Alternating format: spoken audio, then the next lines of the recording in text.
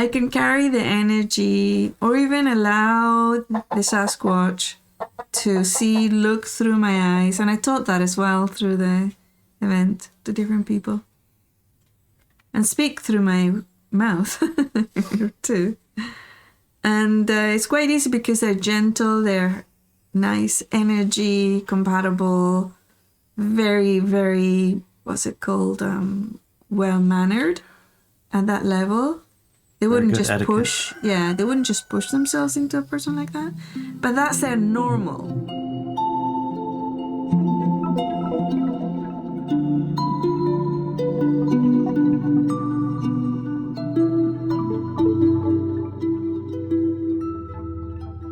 Welcome to another episode. Driving to the Res. With your favorite hosts. Larry. And Inelia. That's us. That's us. You can find our podcast, our newsletter article, the article we're reading from, and links to the second half of our podcast at drivingtotheres.com. See you there. Okay. Our second hour is actually fascinating because we have a group of people, our panelists, who are all very well versed in many, many subjects, experts in their field. And they bring a new depth to everything we talk about during the first hour. Plus, if you subscribe, and it's only $8 a month, you support us and our work on the planet. Yep. Chipmunk agrees. The chipmunk agrees. Quack, quack, quack. I don't know if you can hear it, but... it's just going wild back there. Yeah. It's pretty cool. Yeah. So there'll be a link in the... newsletter and show notes and things like that. You can probably figure it out. Drivingtotheres.com, you'll figure it out. Yes. Okay, this week's article is about a strange event we went to called Olympic Strange Days. Yeah. And it was actually touch and go that we would go. It was mostly not go that we were going. Yeah, because there's so much going on. Plus, I get feeling, no. You're not really a super public type person. I mean, you do a public job. I mean, we're talking on a podcast of bajillion people, probably 2 bajillion. Mm-hmm. Here come the chickens. And despite that, going to a public, event thing is like very low on your list of things you like to do with your weekend. Yes. Plus, you said it was like, we're going to take a tent, and I'm not a tent person. Yeah, we go camping in a tent. I go glamping, but not camping. Yeah, not so much the tenting. No. So, I did get a really fancy tent that pops out. That's purple, even. Cots and the whole 9 yards. I was even going to get us a stove for in there. But I figured out at some point, let's just take our camper. Yes. So that was a yes for me. That helped. Yeah. That helped. Yes. But then suddenly everything changed and it was, let's go. Yeah, it changed dramatically. It was a lot of things changed. I noticed that, especially with you, I don't know about with other people, but when I ask you like, hey, honey, do you want to XYZ something? I pretty much know the answer is probably going to be no. Really? About some of the things, yeah. It's like what? Like you want to go to a camping in a tent with a whole bunch of people in the woods. That you don't know. That you don't know. And maybe do an interview. And nah. It's like very low percentage chance of a yes. When I ask those things, and then the instant is no, then I'd like sit with it for a minute, and I don't just take no means no. Like sometimes I go like, let's figure out how it is so that you could go to this and enjoy it, because I'd really like to go, and I'd really like to go with you. Yeah. So we figured out how to. Plus, then I learned that Ileana was going anyways. Yeah. Her and Mike, so they're awesome people to camp with. Expert campers. They're glamp. Yeah, they're good. Very well, let's get to reading. Anyway, I notice you'll occasionally just come right out of the blue and say, oh, yes, let's go. And I'm very excited about it. Mm-hmm. And oftentimes I don't know why. Some weeks ago, Larry told me of an event being organised by an acquaintance of ours, Tobe. We met Tobe, his girlfriend, and a couple of his friends at the Res when they came to visit. Is it Tobe or Toby? I've heard that he likes to be called Tobe. Okay, Tobe it is. His event is called Olympic Strange Days, and it was organised by Tobe and to be held at a remote location near Olympia. Oh. Well, that's Hold it up better. a little bit for you. Yeah. At first, I did not like the idea of going. Yeah, I know. It was going to be rough tent camping. was a tough Not sell, much of a wasn't it? tent camper. But at some point, felt good to go. Did you tell your dog to go to work instead of barking chickens? Baby! Get Stop over here. barking. Leave the chickens alone. Come on. It's going to work, baby. We need to do some There's something animal barking down the management. street too. You hear that down that way? I heard the dog bark. A dog bark? Yeah. Wild. Maybe put her inside. All right. You can go to work in the house. Well, with regards to what's behind us, it's 10 acres of forest. It belongs to us. And last night I was out in the balcony looking and listening, and I heard some noises there, and I could feel a presence over there. And this morning I decided to go visit to see if there was any pyramids or any sigils or anything like that. Nice cool stuff. Something obvious. Yeah, but I didn't find anything. But I did find something right at the bottom of our driveway. I'll show you. Okay. It's a tree break across the road. That's been there for. What was there yesterday and the day before, fully covered with leaves. But now it has no leaves, no branches, but it's exactly perfectly placed. Interesting. Yeah, it's worth looking. You'll see. Yeah. Anyways, his event is called Olympia Strange Days, and it was organized by Tobe to be held at a remote location near Olympia. At first, I did not like the idea of going. It was going to be a rough tent camping, and I'm not much of a tent camper. But at some point, it felt good to go. We decided to take our truck camper and plan the trip without driving to the race panelist Ileana Rojero and her husband. When I say plan the trip, it meant we are going to go there, and so she and her husband. Our plans became to come next to them. Brilliant, I must say. It's not much to planning that. It's just, okay, let's camp next to them. Yes. Oh, figured out. It's sorted. Everything's sorted. Yeah, okay. We had strangeness happening for 2 straight weeks before the event, not so much in the UFO or Sasquatch themes, which the event would cover, but in the life is happening fast areas. Yeah, it came from all angles. It did. In good ways, Yeah. but, surprising ones. Yeah. Back to the event. As soon as it started to feel good to go there, Larry got the camper ready and scheduled our other work around it. He wasn't sure why I had changed my mind, and neither was I.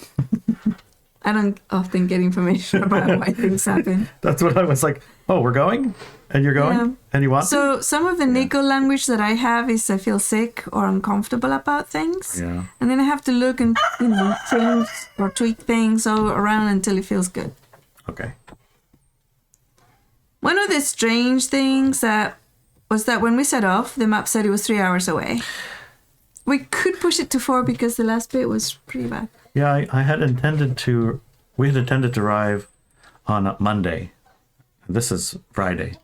Oh, then, even before that. Yeah, and then we intended to we arrive didn't on intend to Tuesday. arrive on Monday. We were intended going to go on and Monday. Look on Monday. Yeah, we were going to go visit, look, we were see gonna who go was on going to be there, Tuesday. because some people were going And to then we be didn't. there, and it was going to be awesome, and we wanted to check and see it, set up a spot and get a place picked. We were going to do all these things on Monday. on Monday and then on Tuesday instead, because Monday canceled.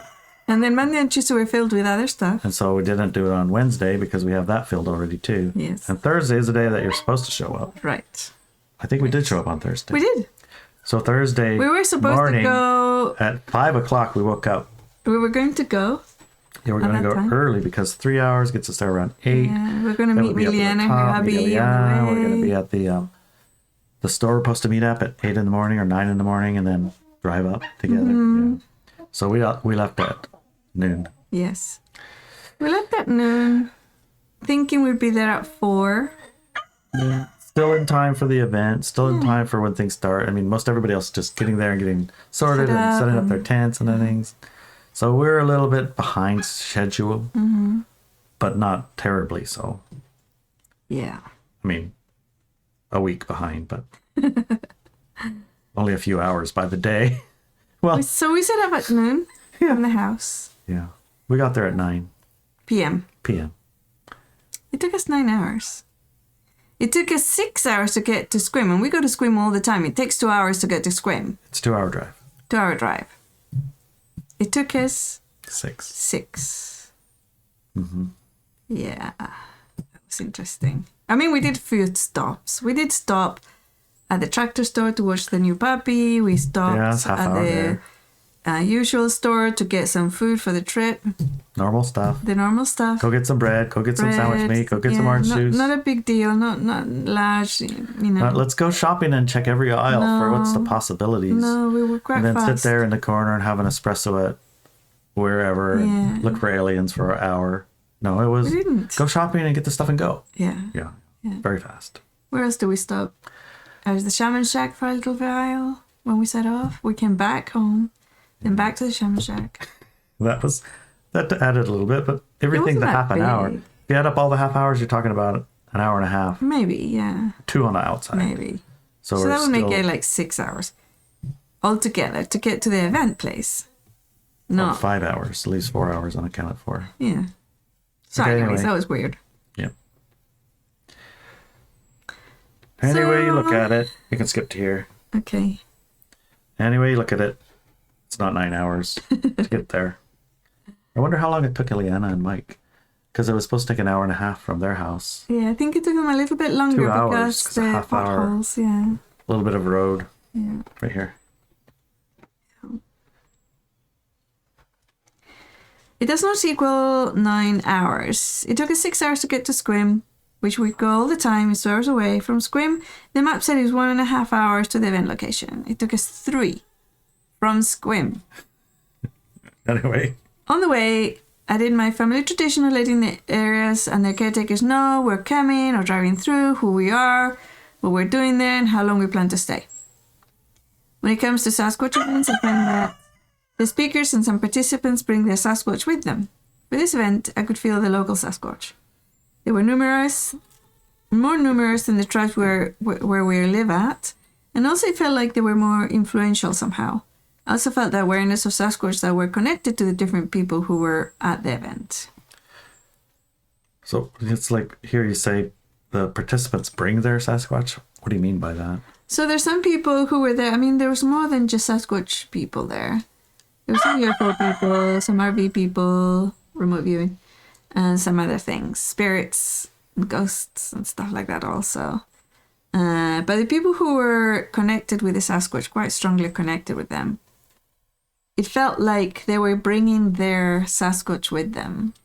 That's how it felt. And that's quite common. Every time we go to a Sasquatch event, I feel the other tribes of Sasquatch that belong to the speakers usually, or other people in the audience who have very big connections with Sasquatch to be there too. It's almost like the tribes meet together through the people. I didn't know it was through the people because I have felt them physically in areas in other events. But this time, definitely, it felt like it was through the people. Yeah, that's kind of interesting because if you think about it, like the Sasquatch tribes are, can communicate with each other, but how do they like meet the ones that people interested or people connected, or how do you like ping the other tribes like, hey, who's over in Florida? Hey, anybody over in Yakima? I mean, how do you like find the trees and forest? I think they do it quite easily, but not regularly. It's not that interesting. Mm-hmm. Yeah, I think it was more to do with the fact that it was interesting for them. They love the people watch, so. Right, but it seems like these tribes that are connected to people, not all tribes are connected to people. Correct. And these people are connected to each other going to specific events where they're connecting like consciously and purposely with other people interested in this thing, right? Mm-hmm. So these Sasquatches are connected with those Sasquatches that have also got people interests and interesting people attached to them. Mm-hmm. So it's kind of a way to find each other. Yeah. Because I believe it's been said more than once that some of the tribes of Sasquatch are like very people averse. It's like, yeah, don't want any connection, right? Any whatsoever. Otherwise, more curious, and some of them teenagers who are just naturally curious, and some children. So I think it's an interesting concept. Mm-hmm. Okay. We arrive at the end of bits of a large and very windy storm. Remember we were driving? I was like, man, it's really windy, isn't it? Yes, yeah. But also, Larry, like when we were like hours away still and we hadn't made much headway and we're still hours driving and whatever, Larry at some point said, we're going to miss all the events. We're going to miss the interesting stuff for today. And I said, don't worry about it. It's not going to start until we get there. It's like, okay. Yeah, we didn't know how. Sometimes I just settled into it. A big storm. It turned out it was a giant storm up there, and the wind was blowing all the tents away, and getting set up was a terrible. Yeah, some of the tents got Everybody was set up, and then they moved places, and everything kind of got canceled because it got rained out. I just like, it was misery. Yeah, yeah. Elena and Mike had set up a fantastic campsite for us. I sat by the truck in a camping chair, wrapped up in a blanket, and looked up the sky. Okay, I'm here. What am I supposed to do now? Just enjoy the event? I asked. Be visible, the guidance came in and told me. My thoughts were, what? Really? Being visible is the last thing on my list of comfortable and desirable things for me to do. I prefer to observe, sit and watch and listen. But I stepped out of my comfort zone and started visiting with people and chatting.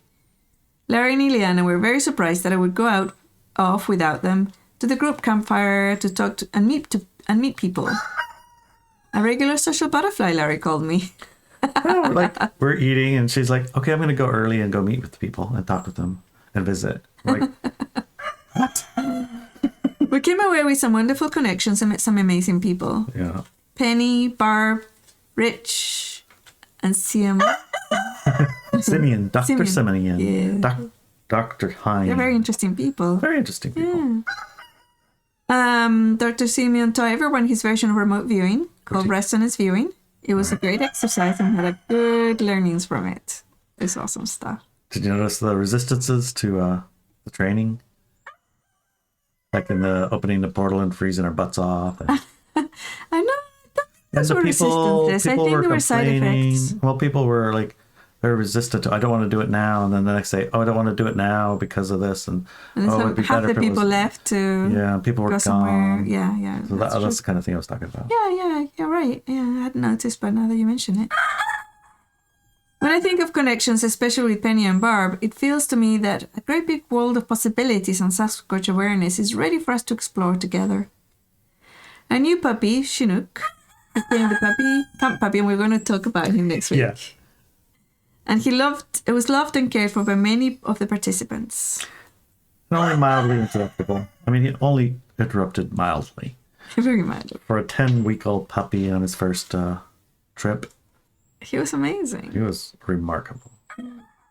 I look forward to talk more about this experience on our podcast, Driving to the Rest. That's this? Yes. And get some in-depth exploration. I mean, the second hour. Oh. We're here. Talk about it. Here. Yeah, the second hour. And get some in-depth exploration about what happened during our stay there from the panelists, especially Diana, who was there too. We have also a few pictures of stick messages, plasters, some trackways, and did some cloud busting, and got signs from a recently deceased friend of Tobe's. All in all, a very enjoyable and I guess only strange to some events, seem perfectly normal to us. But Olympic normal days would not have had such a good ring to it. Yeah. Because, it was pretty much normal, everything that happened and everything we did, everything we explored and talked about. It's like Tuesday for us here at the Olympic Peninsula's group, you know? Yeah, but it was called Olympic Strange Days. Like, we go to the Shamachak and we do some remote viewing. We connect with Sasquatch tribes all the time. Yes. We connect with non-physical entities in one form or another. ETs also. ETs, and, we have campfires. We do. Not all the time, not all the time. On occasion. Mm-hmm. And we camp out there in our backyard. Never, but we don't camp out. Not very much. So I guess I could say that's strange. Yeah, it's strange for us to camp out with a whole bunch of people. Yeah, that was the strange part. Not the things that we did. So one of the things I want to ask you about was the resonance viewing. Yes. First off, the thing that I found initially interesting was that it felt like when we went to this event that it was a Sasquatch-centered type of thing, you know, because the organizer, Tobe, he's one of the producers of, I believe it's his role anyway, of the documentary Flash of Beauty, where they basically interview a whole bunch of experiencers or people who are doing research or have had experiences with Sasquatches, basically. And it delves into a bit more of the paranormal of the experiences, and, you know, they don't really have blinders to the other things that start to happen around that. Right. And so to find a remote viewer, residence viewer, PhD scientist fella at the Sasquatch event, you know, it was like, well, that's unusual. What did you think? Well, yeah, plus the poster for it was a Sasquatch. Right. And the sweatshirt, it's all Sasquatch. Also Sasquatch. So it was different. I did think it was going to be more Sasquatch-centric. And I think that Simeon tried his best to link the two, which I thought was very professional. Linking Sasquatch with his resonance viewing. The resonance viewing explanations I found to be really cool, very resonant. But it's nice to have someone who has vast amount of background and experience and ability. Yeah. And, you know, the analytic mind that makes you a PhD person, you have to be able to take in, I think, lots of data, right? Yeah. And then he went and got the trainings, yeah. Yeah, and then the exercise that we did as a group was very interesting also. I do have some feedback for him as a communications expert, if he wants it. But he did a fabulous job, I felt, without having ever done a group exercise like this before. Yeah, I want to invite him to the Shaman Shack to give us another, like a weekend of that. Yeah, I wonder how much he charged for the... I wonder. He had to cut short his presentation. He had a nice PowerPoint. Yeah. I think that's what they call it in the past, but now it's just like a computer screen. Slideshow. And he had to speed it up towards the end because we're getting so cold, camping, and we're in the woods, and it's night. He did mention portals. And he mentioned something about portals, and all of a sudden it was about 20 or 30 degrees too cold to sit there. Yeah, it got very cold very quickly. Yeah. I kind of had a feeling, like one of those knowing feelings and free feelings. So I had actually grabbed my blankie and everything I sent you to get it. I can't remember, but it's like I knew that I was going to need a lot of warmth, and actually we sat next to the fireplace that they right had on top of it. Right on top of it. Yeah. Yeah. But it was still friggin' freezing. It got really cold because the portal got opened, so that was really interesting. It was refreshing to have something not necessarily Sasquatch-centric at a Sasquatch retreat anyway. What I found interesting from my perspective is to be asked to be visible.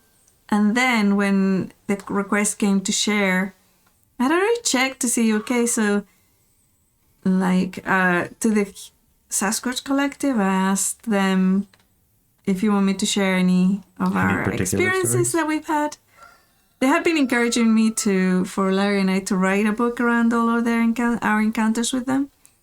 Some of them are tiny little things, like we were in the woods, we found a footprint, or, you know, but some of them can be quite big. I mean, physical, in the house with Sasquatch kind of experiences. And they chose 2, which to me were fascinating and interesting, and I couldn't figure out why those 2. It actually surprised me quite a lot that it was those 2. For the context, we were sitting around the fire in the morning, and Barb Shoop, who's an experiencer. If you haven't seen any of Barb Shoop stuff, you should probably check it out. Yes. She does an interview on the Flash of Beauty. I think she's also in the Flash of Beauty documentary, sharing her experience. I mean, it's hilarious. She's like, her first introduction to the little Sasquatch is as there was a chimpanzee jumping around the trees around the back of her house. It's like, and a little ball of fur landed on her roof and then landed on the ground and then took off running. It's like, what are chimpanzees doing around here? Yeah. And then she's out on her road, and you see a giant herd of elk running across, like, wow, this is really great. Look at these elk. And then there's a gorilla chasing them. comes a gorilla get in the woods chasing an elk. It was quite funny. Which, clearly those aren't gorillas and chimpanzees, but they're not bears either. No. So her story is pretty fascinating. So she told her story, and then she asked everyone around the fire to share if they had any experiences, so far at the event that they would like to share. Right? And I shared my experience, which basically was a stick glyph. So I went and took the puppy for a walk to the lake behind our camper. We didn't even know there was a lake behind our camper. No, we didn't. Scrambled off the trees or these rock thingies and followed a little elk trail and got all the way to the lake, and I didn't see anything. Nothing. I was like, that's really odd. We played with the puppy for a little while to the lake, and then I settled into the area. I kind of felt, instead of like outside observing in it, I just became in it. Mm-hmm. You know what I mean? Mm-hmm. Connect with the space and the puppy and change my mood, I guess. You can think of your mood from like not skeptic, but again, a little bit separate from this place to, oh, what a lovely little puppy, and I love this puppy so much, and this puppy is such a pretty little puppy, and look at this beautiful place. It's so interesting. Different state of mind and being. And from that state, I opened my eyes and I looked, and where I was standing, there's a glyph right freaking there. Over in the triangles with a pointer pointing up to our campsite. And then follow it goes to another glyph. And I follow it goes to another glyph. There's 3 of them on the path. Nice. I couldn't even see them. Wow. Yeah. But after I shared my story, I went around the fire a little bit more, and I had noticed a complete, distinct lack of you sharing any stories. And we got to one guy who started telling stories about himself in kindergarten. Which upset everybody, because he'd started by telling him stories about himself in 4th grade. And when people started whining about that, he said, well, in the 3rd grade. And then when they whined more about that, he went to kindergarten. So yes, at some point he was like, taking this conversation so far off track. Although it was hilarious, it was also distractive. Yeah. At the end of that, I said, well, Inelia has a story. This here, I did it like this too. It's my hands. She has a story she would like to share. Yeah, and they didn't hear me. They didn't hear you at all. He was, it was only a fire with 15 people, 10 people around. Yeah, it wasn't like you can miss it. Yeah, they didn't hear him, see him, nothing, and I laughed. Yeah, I laughed too. Like, my God, I guess I don't want to hear it. Okay. But then you took their voice or something. Yeah, so one of the things that I guess as communication skills or whatever, so I don't know what it is exactly, and I've seen other people do this. I can carry the energy or even allow the Sasquatch to look through my eyes, and I taught that as well through the event to different people. And speak through my mouth too. And it's quite easy because they're gentle, they're nice energy, compatible, very, very, well-mannered at that level. They wouldn't just etiquette. They wouldn't just push themselves into a person like that. But that's their normal. That's how they communicate with each other. That's how they experience life with each other. Now, I'm teetering on the edge of romanticizing the Sasquatch as a superior species. I'm not trying to do that. They're not superior in any way. They're just different. Okay? Okay, well, they are superior in some ways. So are we superior in some ways. Yeah. Right? Don't discount their superiority and their ability to withstand the cold air. So anyways. They're fast. I said I wanted to share an experience, and I shared the experience of tapping in and what I perceived of the tribe, the Sasquatch tribe that's there, right? It seemed like you took their voice or something. So... It was like all of a sudden everybody heard you, like... Yeah, it was very, very different. I didn't speak any louder than Larry, and I was sitting right next to him. But when their voice came through, everybody in the camp got quiet. They get quiet instantly and snap to attention almost. Yes. It's like, yeah. And then Barb said, yeah. Yes, please, very much so. Thank you. Yeah. And then I said, and I'd like to ask permission to share something that didn't happen in this camp, but I think will bring some clarity with regards to what people are calling the predator effect, which is just the shimmering. That you can see a shimmering moving about. Right. Right. And so I told a story, personal story that I had when they put a shimmer on me so that Larry couldn't see me and our friend Hopi either. Yeah, it happened twice. Yeah. So that was, I thought that would bring clarity about the skill. Why it's so hard sometimes to see them, you know? Because you could be looking at them and not see them. Exactly. And they could be right there and you can feel their presence. You can even sense it or smell it sometimes. And you can't see anything. Right. So I wanted to bring that information because with the people who are exploring this topic and have a lot of data around it, this bit of information might bring some more clarity about the theories behind how they do it. Right? Yeah. So I shared that. I mean, some people got it and they understood and they'd like lots to think about and add it to their database of information so that they can analyze it and put the dots together. And some people just went over their head and it's like, no, we don't believe it. Or I don't know, they never really said, no, don't believe it. No. But it's like they didn't hear what was being said, in my opinion. They still held on to their going in and out of our dimension and stuff, which is not what they're doing. So, if we look at dimensions with regards as just ability to perceive that we have, the band of perception that we have, and that can be one dimension, and another band that we can't perceive could be another dimension, then yes, they move from one dimension to another through perception of what we can perceive. Anyways. And then the other story was one where they arrived at the shaman shack and they were inside the shaman shack. Yeah. And they had a sick baby and they wanted help with it because it wasn't, as far as like the words they used, was a human sickness. Yeah, it was when the human sickness was being like broadcast all over the planet also. So that was interesting that they chose those two stories to share with this particular group. And it was like, yeah, that's cool. Yeah, those stories were impactful. Everyone really enjoyed them, actually. I mean, it was impactful. They enjoyed them, and they, even brought some of the guys into tears. Yeah, it was which is a bit surprising to me. But they are very empathic and connected to their Sasquatch. Yeah. And they felt it, you know? Yeah. So, excellent stories. Yeah. You also met an orb photographer, Penny. Yeah, Penny. She has so many cool orb pictures. She does. Yeah. Some of them turn into Sasquatch in the photographs as well. So it's really cool. Yeah, really cool. She sent us her book. Yes. Which, thank you, Penny. Thank you. Quite fascinating. Orbs are an interesting thing to think about, especially in regards to like Sasquatches and things like that. It's like how and why are sometimes they connected to you're seeing Sasquatches and orbs are showing up. Mm-hmm.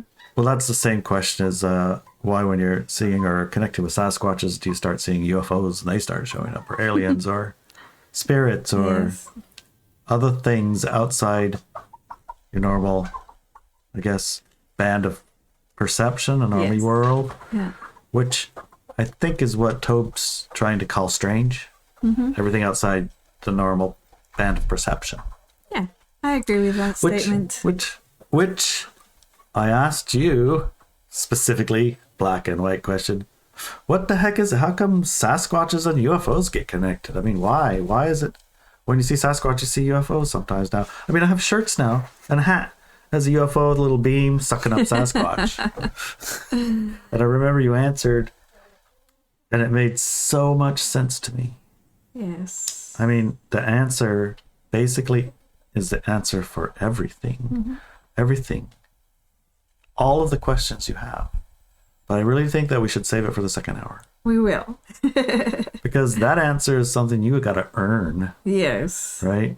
Yeah, you can go on some wondering. dedication and commitment for this answer. You can wonder all you want, and you can find the answer. The answer is findable. I'm not saying you have to pay for the answer, but you got to earn it. And you got to earn it. You can ask in our forum. I'm wondering if any of the panelists remember the answer because they are familiar with it. I'm wondering too. Yeah, that'll be nice to see. It was one of the presentations actually at the fire. One of the fellows who was a policeman in La Push and had a serious encounter with Sasquatch, and serious in a sense of based on his job, you have presets about risks and dangers and compliances and things like that. So he was a bit overwhelmed with the fear and powerlessness for a while. Side of it for quite a while. First time we've seen him a few years ago, he kind of gave up. It's like, I'm not going to do this anymore. This is just not good. It was really nice to see him again and see that he was over it, He was so over it. And he said, nothing can happen to you without your agreement. Yeah, no, those words, but that's what he says. You have to, I can't remember the words he used, but it was like, for something to happen to you, you have a choice. You have a choice, something like that. Either way, I was like, wow, over the moon happy to hear it. It's like, he's made amazing progress. Yeah, it's excellent. Anyway, we can answer that question in the second hour. We'll check in with our panelists, see if they either remember it or can figure it out. It's going to be fun. So let's see you there in a few minutes. Little trail. Kind of a trail. It's really just like little clearing. Less bushy. Yes, yeah. It's more or less bushy than actual trail, but it still felt like trail, right? So if you look really hard, you couldn't see it. But if you phase your focus out a little bit and just go, then you can see it. There's like maybe, and it's across this rock piles and over this other stuff. And it's like, am I on a trail? I sure hope I can find my way back. Oh, we'll be fine.